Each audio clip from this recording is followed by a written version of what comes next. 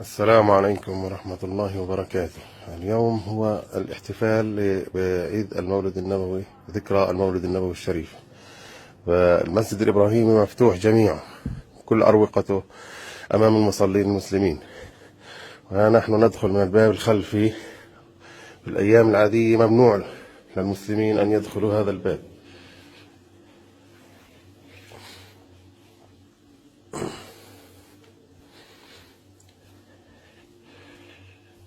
هذه غرفة الأذان، المؤذن يأتي يؤذن من هذه الغرفة، يأتي من منطقة الخاضعة للمصلين المسلمين، هذه تكون مغلقة أمام المسلمين.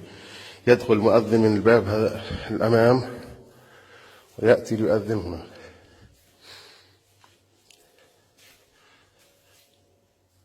هذا مقام سيدنا يعقوب عليه السلام.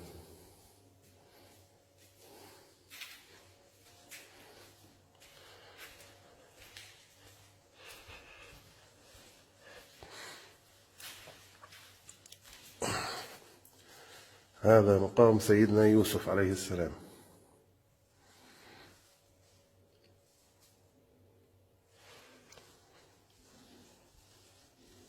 هذه المنطقة تسمى اليوسفية. ندخل من هنا.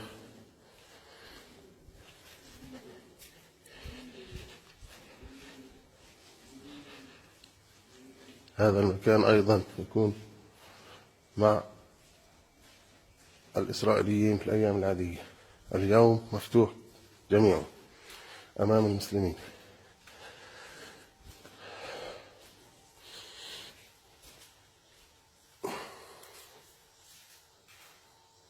هذا هو مقام سيدنا يعقوب من الداخل، وهذا مقام سيدتنا زوجة سيدنا يعقوب لائقة عليها السلام.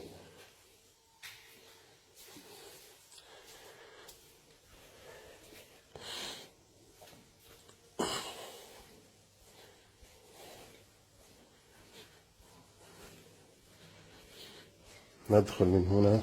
هذا مقام سيدنا إبراهيم الخليل له. هذا هو مقام سيدنا إبراهيم من 3 جهات مكشوفة، من هنا ومن هنا.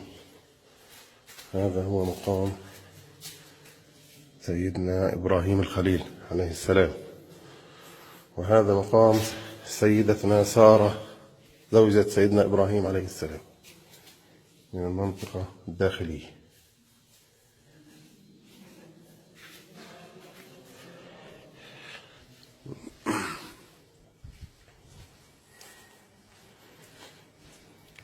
نحن الآن نتوجه إلى الساحة الإسحاقية التي يوجد فيها مقام سيدنا إسحاق وزوجته سيدتنا رفقة.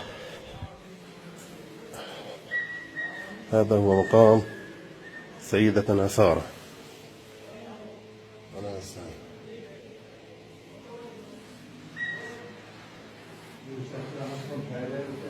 هذه الخارج تسمى الجولية، الجوالية. ندخل إلى الإسحاقية من هنا. هذه الساحة الإسحاقية يوجد فيها مقام سيدنا إسحاق وزوجته سيدتنا رفقة عليهم السلام.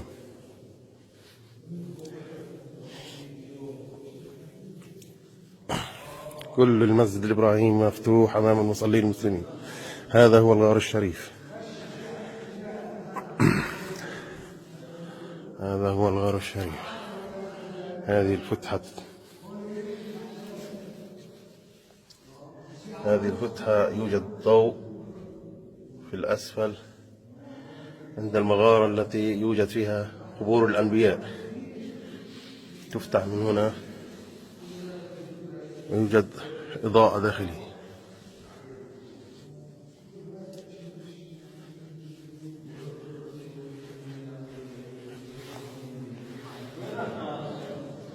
هذه مقام سيدنا إسحاق عليه السلام.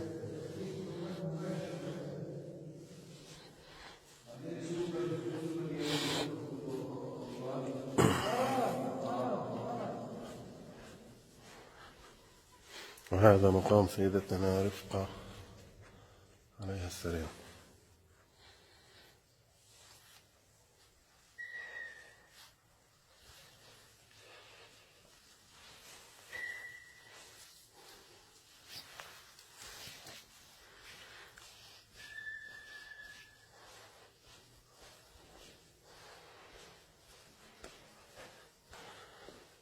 نرجع من المدخل الخلفي إلى مقام سيدنا إبراهيم الخليل. 3 شبابيك تؤدي إلى مقام سيدنا إبراهيم الخليل.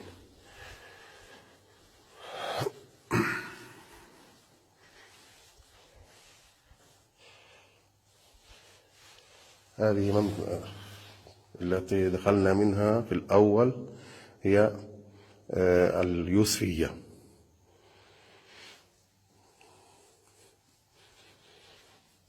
كل أروقة المسجد الإبراهيمي مفتوحة أمام المصلين المسلمين. اليوم الاحتفال بعيد ذكرى المولد النبوي الشريف.